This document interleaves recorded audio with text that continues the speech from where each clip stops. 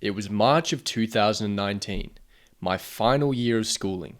I was 9 months away from my final exams and I was stressed out of my mind. No matter what I did, I couldn't seem to be able to just sit down and study.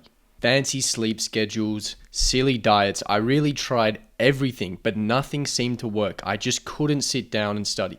Every single time I opened my laptop and went to study, went to do some work, within 5 minutes, I was either watching some random YouTube video or I was playing a video game. I really could not control myself. Eventually, it got to a point where it was so bad that I thought, I need to actually see a doctor to see if there's something wrong with me. So I went to the doctor, and the doctor asked me a few basic, simple questions.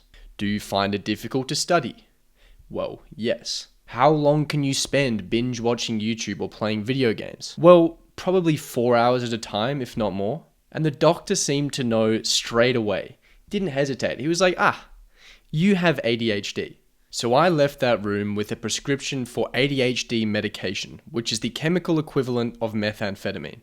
Well done, doc. You just gave a 17-year-old meth because he plays too many video games. I took that medication and I certainly had more focus. Of course, I had trouble sleeping, I lost all my appetite, and overall I just felt like a bit of a robot, but at least I could concentrate on a task for a little bit longer. This did of course make video games and YouTube videos a lot more enjoyable, but it also allowed me to get a little bit of work done. So between April and November of 2019, I effectively took meth every single day just to give me enough energy, enough focus to get some study done. And I got enough study done, I did enough work to actually get myself through the exams and actually do quite well. While this medication was giving me some focus and some energy, it was also seriously impacting my personality. I could actually feel myself becoming less like myself and more just like a robot. It also seriously affected the quality of my sleep, it seriously affected my appetite, and overall I just felt a little bit numb. On the day of my final school exam, I decided this is the last day that I'm ever going to touch this medication. I need to solve the root cause of this issue, not just keep treating the symptoms. For over half a decade, I've tried everything under the sun to try and improve my concentration and regain control over my mind. And this has certainly been a battle. Through my university years, I definitely struggled to get a lot of work done. I had trouble trying to actually get any discipline, get any focus and any momentum in my life. However, over the last 2 years, I finally unlocked the code. I've been able to take full control over my mind. I went from being able to realistically work about 5 hours per week with about 80 hours of screen time to being able to work over 80 hours per week with less than 5 hours of screen time. I did this all as someone who allegedly has ADHD. In this video, we're going to cover the root cause of ADHD, how we are treating symptoms, and what is the solution? How can we cure our ADHD? So what's the root cause of our motivation, our concentration, and our discipline problems? Is it our brain? Is it our environment? Well, it's probably a combination of both. It's probably your environment that's influencing your brain. So right now, we are constantly in super highly stimulating environments. Crazy thing to think about here, but the light bulb was invented less than 150 years ago. That means 150 years ago, we didn't even have artificial light. The television, less than 100 years ago, we didn't have television. Yet, today, we have 30-second micro movies in high definition that are ultra bright, with stimulating music algorithmically designed to produce as much dopamine as possible. And that's how you end up watching Family Guy clips with Subway Surfers gameplay below it. And your brain is like, what on earth is happening? This is insane. 100 years ago, literally less than 100 years ago, the best thing you could get was some horrendous black and white television, which you probably would not want to spend more than 5 minutes on. Now, you can access a 30-second micro movie with ultra high definition, bright flashing lights, like everything designed to produce as much stimulation as possible, and you can pull that out of your back pocket and access within 2 seconds, and you can change the movie with the swipe of a finger. Obviously, this is why you're like, what the hell is going on? Because we are providing ourselves with such an insane amount of stimulation from our environments. And the thing is, it's not like we're just doing one thing at a time. It's like we've got the TikTok going, we're eating some Doritos, and we're watching a TV series at the same time. We're just insatiable, but we're in these environments where we just never want to stop. We just constantly want to consume more and more stimulation. And when you look at this, like, honestly look at this. Does this look like your life right now? Are there people that you know that kind of look like this? I bet you there is. I bet you probably look like this. I remember when I was with some friends and we sat down to watch a movie, and we were deciding, because you have to decide what movie you want to watch, and obviously it's a bit of a process. And one of the girls finally decided on what movie we're going to watch. She picked the movie. Within 5 seconds, well, not 5 seconds, 5 minutes of the movie starting, she was up on TikTok. She chose the movie. She was like, this is the best movie that I could think of. Even with the best movie she could possibly think of, within 5 seconds, it wasn't stimulating enough. She had to be on TikTok. And this is us right now. We're just manufacturing insanely high stimulation environments all the damn time. We literally wake up, first thing in the morning, boom, crazy stimulation. Before bed, boom, stimulation. Throughout the day, boom, crazy high stimulation environments, literally all the time. And the reason that this is such a big deal is because what I call the trifecta of doom. There are 3 factors that makes our environments, our stimulating environments, so bad. The first part of this trifecta is that it's highly visible. What do I mean by something that's highly visible? Let's say that I'm trying to get in great shape. I'm a bit of a porker right now. You know, I'm carrying a few too many kilos, but I think, okay, I really want to get in great shape. What can I do to get myself in the best shape possible? Well, the biggest problem I have is that I'm eating too many damn cookies. I just can't stop eating cookies all the time. Let's say that your fridge looks something like this. Your fridge is full of fruit. You got some meat in there. You know, like, it's looking pretty healthy. Like, your fridge is looking pretty good. You're probably a lot less likely to be going for the cookies. But if your fridge is just chocked full of cookies, it's just all cookies, you're probably more likely to want to eat the cookies. But this is what we have in our environments. We have it's very visible, the stimulation that we can get. We can get it almost immediately. Now, what do I mean by this? Well, let's say, for example, you're going to send a message. You're like, okay, I need to be on my phone because I need to send someone a message. How often does this happen? How many times within, 10, 15 seconds of you trying to do something on your phone, do you just end up distracted? You end up watching Family Guy clips with Subway Surfers in the background. Like, you end up doing something that you were not supposed to. And that's because this real estate on your phone, like the apps you have, the notifications, it's all so visible. It's in your back pocket and you can see it at all times. It's right there. It's right at the click of a button. I can get it. It's so visible. It's so easily accessible. And of course, because it's right there, you're just going to grab it. It's just like the cookies. This ironically kind of looks like a phone home screen, and the apps are just all cookies. That's kind of what this is like. You go to open your messages and TikTok's right there, or your social media is just there. Whatever it is that you're getting your levels of stimulation from, it's right there. It's so visible. And because it's so visible, we want to go for it straight away. So that's the first part of the trifecta of doom, and that is visibility. It's very visible. Now, the second two is that it's easy and it's incredibly enjoyable. So not only is it right there, you can just get it straight away. It's very much inside. It's also just so easy to access. Like, how easy is it for you to look like this? Like, okay, I have to sit down. I have to open my phone and open TikTok. So that's 3 movements of my finger. And then I have to, put my hand down, pick up a remote and turn on the TV, maybe press a few buttons. So that this whole setup here might be like 30 seconds. Maybe it takes a bit of time to get the Doritos. Maybe that's the big holdback. But either way, it's so easy for you to create these highly stimulating environments. And obviously, it's incredibly enjoyable. Watching TikTok and while you're watching your favorite TV show and eating some really tasty snack, of course that's going to be really enjoyable. And because it's right there, because it's so visible, because it's so easy to access, and because it is so enjoyable, that's the trifecta of doom. And there's no wonder that we're creating such stimulating environments because it's so easy to replicate and it's right there. Now, what happens here is we just absolutely nuke our motivation levels. Now, there's a study done on rats where they severed some neurons in the brains of the rats to effectively have the rats produce zero dopamine. Now, what would happen is the rats would be in a cage, and on the other side of that cage would be their food. These rats with zero dopamine would not cross the, whatever 15 centimeters it was to go and get the food. They literally would refuse to do that. What would happen? If they weren't fed, if they weren't hand-fed food, they would literally die of starvation. And this all happened as a consequence of having no dopamine. They had zero dopamine, and as a consequence, they had no motivation. They didn't want to do anything.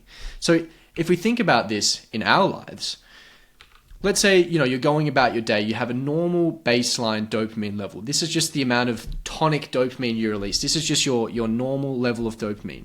And you start your day, and the first thing you do is you get on TikTok, and you get that huge spike of dopamine, right? And then, maybe you're on the toilet, and then you're, scrolling social media, and then you get another hit of dopamine. And then, maybe later in the day, you start playing some Candy Crush. Boom, another peak of dopamine. It gets later in the day, I'm back on TikTok. And then, I'm winding down, so I just crank the Netflix out. And what's happening is you've created all of this stimulation throughout the day. Now, you might be thinking, well, what's wrong with creating all this stimulation throughout the day? Well, what happens is your brain goes, this is too much dopamine. You're producing way too much dopamine. So to compensate for this, we're going to bring your dopamine baseline all the way down. This is your new normal so that these spikes don't seem so irregular. They don't seem so out of the ordinary.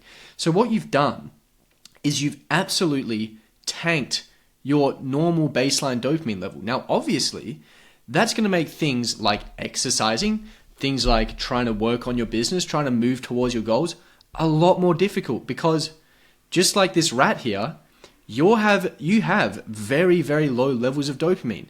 And as a response, you have low motivation to do anything other than just want to get this quick stimulation. And this is exactly how I gave myself ADHD. I would wake up, I'd probably, watch some TikTok, I would, play some video games, maybe I'd binge watch some YouTube, I'd binge watch a TV series. I would do all of these things to get me spikes of dopamine, and just destroyed my baseline dopamine levels. And because I destroyed my baseline dopamine levels, I didn't want to do anything. And it was no surprise that I only wanted to play video games, and I only wanted to binge watch YouTube. Really just seemed logical at that point. Now, what happens is that you're actually reinforcing yourself to continue to do more of these behaviors. So I use the example of binge watching here, but you could really use anything here. But let's say you're binge watching a TV series. This could also be you watching TikTok. This could be you playing video games, watching porn, whatever it is. But when you binge watch a show, for example, it feels really good. You get a spike of dopamine. And that is basically your brain rewarding you. Because historically, we couldn't even create these artificial spikes. The dopamine was linked to actual achievement, but your brain doesn't know that. So you're receiving this reward, this dopamine, for binge watching a show. So what happens? Your brain goes, when you binge watch that TV show, that felt really good. Let's do it again. And then you do it again, and you feel great again.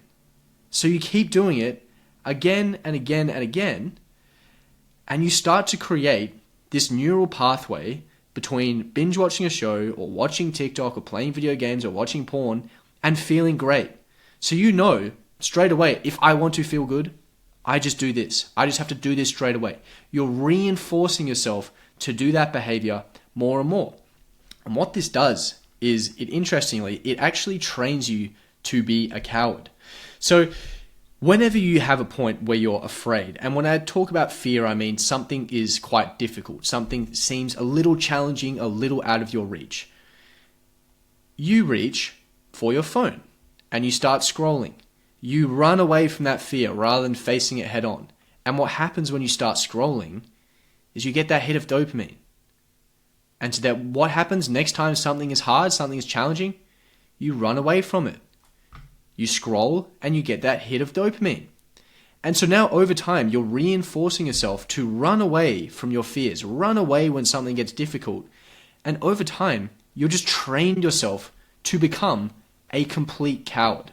So I remember when I used to get home from school, this is when things were at my worst back in 2019. I was studying for exams and I would get home from after a big day of school and it would be like, okay, I need to sit down and I need to study.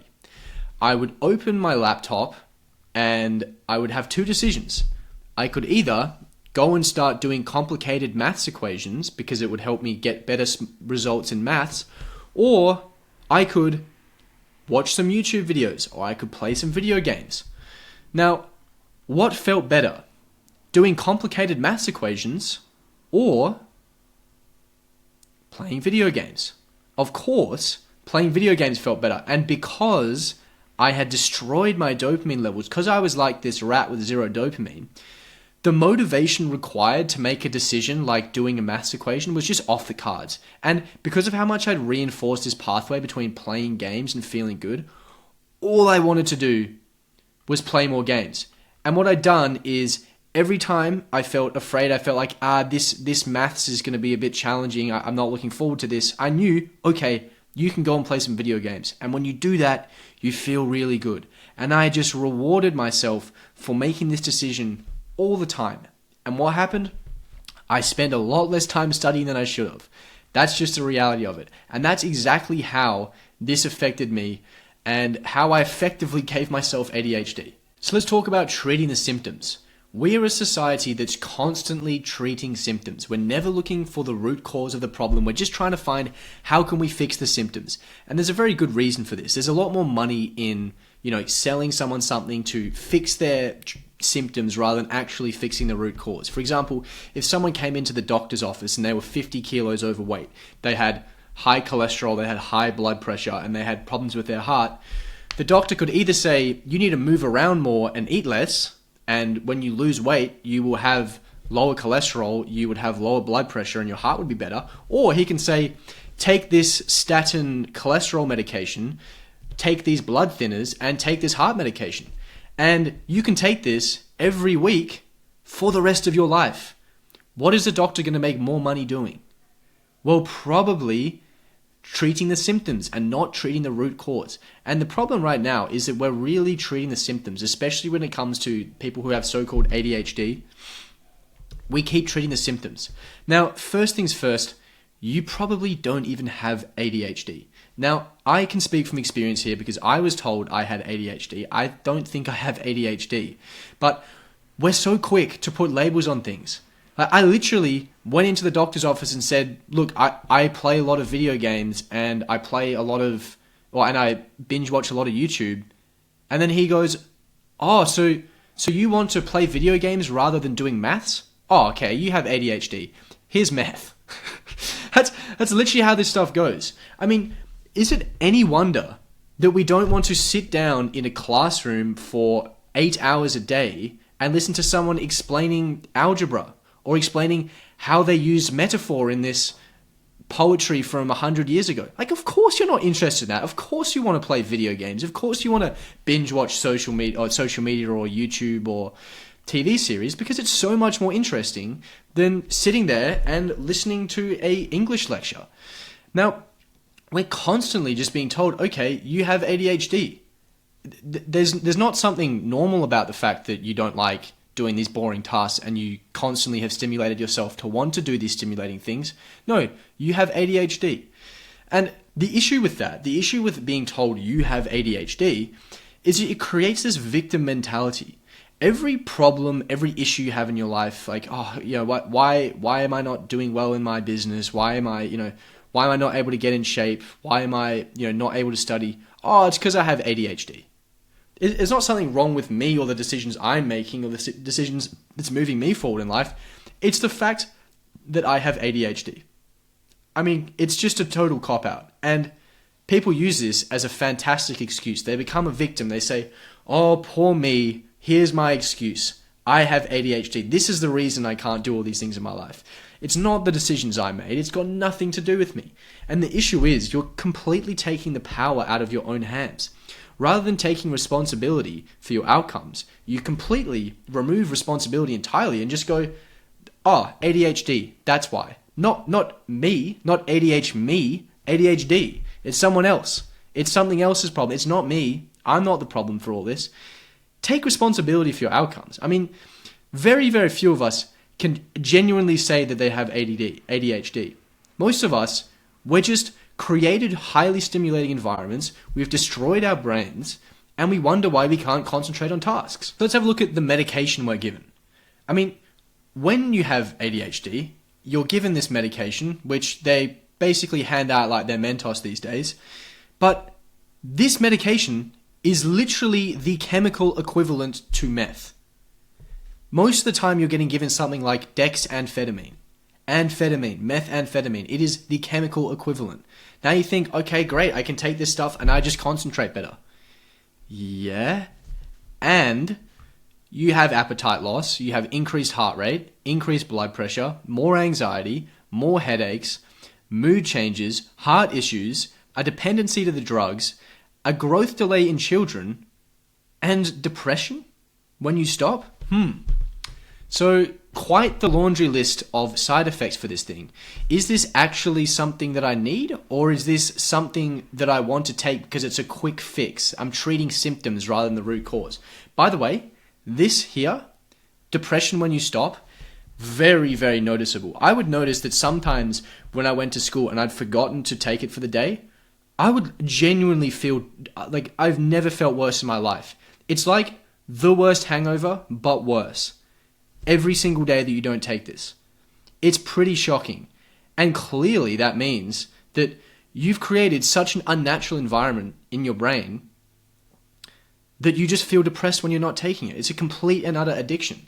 And I noticed a whole host of these issues. I really became a very, very different person when I would take this. The teachers would love me. They love me because I'm sitting down at the desk like, oh man, this maths equations are so interesting. Like, just completely bizarre, just a complete change in my personality just from taking this medication. And it's just ridiculous. And the reason is that we're avoiding the problem. Like, if you have low dopamine, which most people in society have right now, what's happening is we're saying, oh, you have low dopamine, take these drugs to increase your dopamine. Because that's effectively what these drugs are doing. In 3 different ways, they're creating more dopamine in your brain. So cool, we can take drugs to increase dopamine, or we can identify why do you actually have low dopamine. And then in the very unlikely event that you actually have a chemical imbalance in your brain and you actually have ADHD, sure, then maybe the drugs might be something that you could look into. I'm not saying that ADHD doesn't exist. I'm just saying that most people that are told they have it or that think they have it just don't have it. They just have what we call a dopamine addiction. They're just addicted to their high stimulation environments. They're used to this high frequency noise just blasted into their brains all the time. And what do you do if you have a dopamine addiction? You probably don't take drugs to increase your dopamine. You probably need to remove the addiction. And if you remove the addiction, you won't have low dopamine. So this is exactly what I did, because I had low dopamine and I took drugs to increase my dopamine. And it didn't change anything. Or, well, by the way, it did change stuff. It made me a robot. It made me like things that I usually hate. Made me have appetite suppression. It made me depressed when I stopped taking it. Gave me a dependence. Sure, it did change some stuff, but it didn't change the root cause of the problem. Or, what I eventually found out was the correct solution is that you identify why you actually have low dopamine. You realize actually it's not a chemical imbalance. It's probably a dopamine addiction. And then you work towards removing the addiction. You don't just take drugs to increase your dopamine. That's not how you're actually going to fix the problem. So through this whole process, through this whole journey, I had the opportunity to be a meth head with a victim mentality and a great excuse. I decided, no, that's not how I want to live. I reject the diagnosis, I reject the medication, I reject the solution, I need to find my own way. And I tried a bunch of things, I failed a bunch of things, I learned a lot of things along the way, but I figured out how I could actually solve this problem of my so-called ADHD without needing to take drugs, without needing to pretend I'm some sort of victim who can't fix things myself. I actually took it into my own hands to try and solve this problem myself.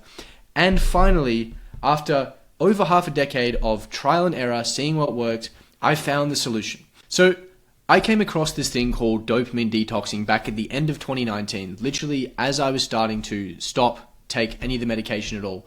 And I came across this thing called dopamine detoxing. And it really piqued my interest because it was a way of trying to remove my addiction, the problems I had with my brain without needing the medication. So what dopamine detoxing essentially was saying, okay, throughout the day, you get these huge hits of dopamine from these artificial cheap sources, things like TikTok, things like social media, things like video games, things like TV shows, things like porn. What you need to do is you need to eliminate all of them. So what did I do? I eliminated all of them. And what happened is, for the first few weeks, it was just terrible. Like, it was very, very, very difficult to do. But over time, my brain started adjusting. As I started to eliminate each of these things, I got rid of them all at once. And what happened is my baseline dopamine started going up. I started, feeling better. Everything was a little bit more enjoyable. I was able to concentrate on tasks for longer. It was going really, really well. But the problem I had was this was such a huge change in my lifestyle. I'd literally gone from all of this stuff, all of this stimulation, to absolutely nothing. So what happened after a while is I just fell off the bandwagon. These things started slowly creeping back in. They started coming back one at a time, over and over, until basically everything was back on the menu. Everything was back in my life. And the problem is, this was a very short-term solution. This is very short-sighted. You're saying, okay, here's all your problems, get rid of it straight away. The way I think about dopamine detoxing is, yes, we want to remove all of these things, but we want to make sure we remove them for good.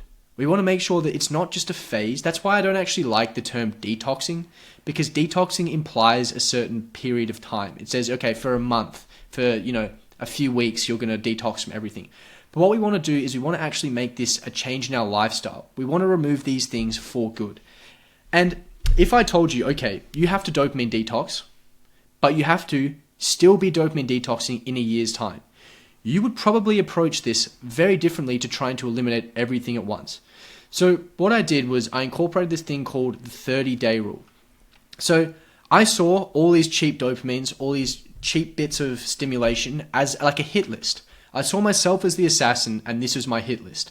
So what I would do is every 30 days, I would eliminate one item from my hit list. So for the first 30 days, I might eliminate porn. And then literally all I would do for those 30 days is eliminate porn. And then at the end of those 30 days, I would move to the next one. Then I'd eliminate TikTok, right? Only focusing on TikTok for 30 days. Then after that, I might remove video games. And then I remove TV shows. And then I removed social media. And because I was removing these slowly, because it was more of like a small change in my habit over time, it was a lot easier for me to stick to it because I was just making slight changes in my lifestyle. And before I knew it, I was at a point where I'd eliminated every single bit of cheap dopamine from my life completely. I'd achieved this state that I achieved originally where I just eliminated everything, but I did it in a way that I could actually stick to it. And this, I think, is absolutely the best way of going about it. Yes, we want to remove everything, but we want to do it slowly, one at a time. I think 30 days is a good rule of thumb. 30 days is a very good way of doing it. If you want to do it quicker, maybe do one every 2 weeks.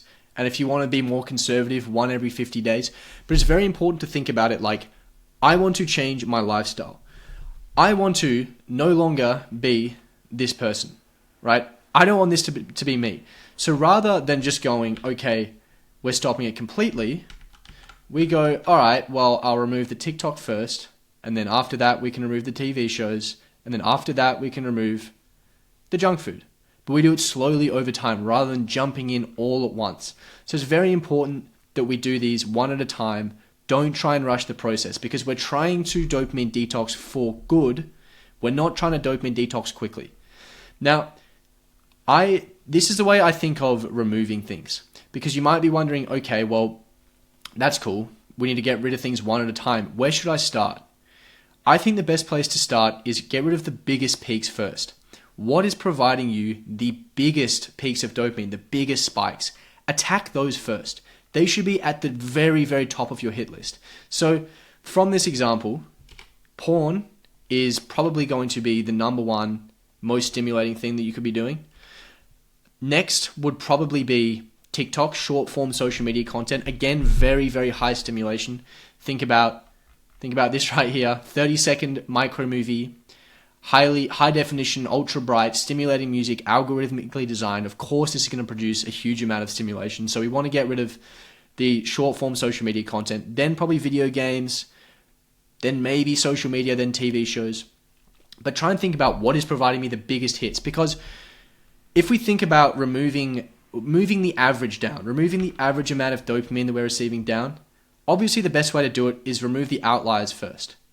If we get rid of these spikes, the average has gone from somewhere around here to somewhere around here. But if you remove these small things first, you're barely impacting the average. So think about, how can I bring down the biggest hits of dopamine first? And that's really all I did to cure my ADHD, my so-called ADHD. Really what I had was a dopamine addiction, and I think that's what nearly every single person has right now, is an addiction to dopamine, addiction to these quick hits, these quick fixes.